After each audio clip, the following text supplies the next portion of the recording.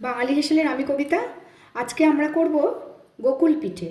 আমি এটা পুরো ক্ষীর দিয়ে করব। ক্ষীরের রেসিপি আমি ডেসক্রিপশানে দিয়ে দেবো। ক্ষীরের লিঙ্ক রেসিপি আমার করা আছে আগেই। ক্ষীরটাকে এরকম টাইট করে করে এরকম গোল গোল করে নিয়েছি। আর এই ক্ষীরটাকে এবার আমি একটা গোলা তৈরি করে ভাজবো। এখানে নিয়েছি আমি 200 গ্রাম মতন ময়দা, দিচ্ছি সামান্য নুন।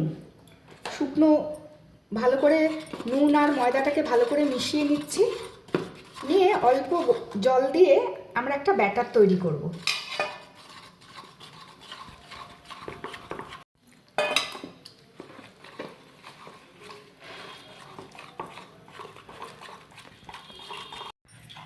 ব্যাটারটা খুব বেশি পাতলা করা যাবে না, এই রকম ব্যাটারটা করতে হবে।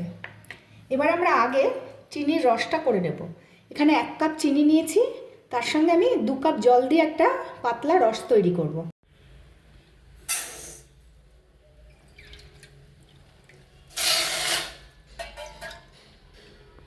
প্রথমে সিমে দেব চিনিটা গলার জন্যে। চিনিটা গলে গেলে তারপরে হাইয়ে দিয়ে ভালো করে ফুটিয়ে নেব।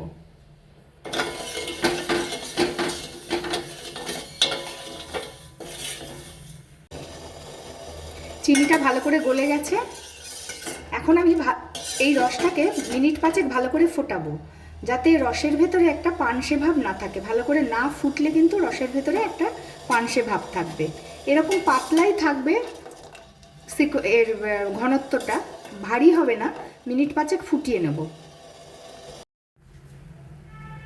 কড়াইতে তেল দিয়ে তেলটা ভালো করে গরম করে নিয়ে গ্যাসের ফ্লেমটা আমি সিমে দিয়ে দিয়েছি। এবার একটা করে এই ক্ষীরের বল এইভাবে এই ব্যাটারে চুবিয়ে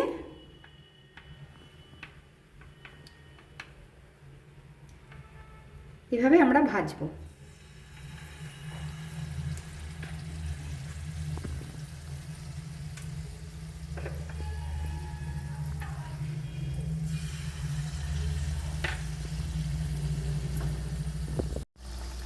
এইভাবে ক্ষীরের বলগুলোকে ময়দার ব্যাটারে চুবিয়ে হালকা আঁচে ভেজে তুলব। এইভাবে সুন্দর করে ভেজে তুলে ঠান্ডা করে রাখা রসের ভেতরে একে চুবিয়ে দেব।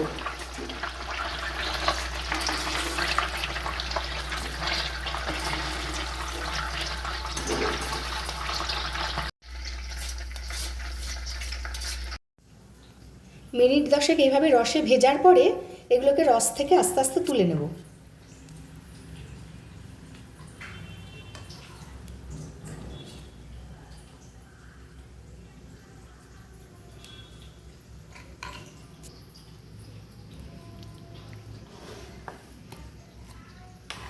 এটা কতটা নরম তুলতুলে, কত সুন্দর খেতে হয়। আমি একটা কেটে দেখাচ্ছি, কত নরম, একদম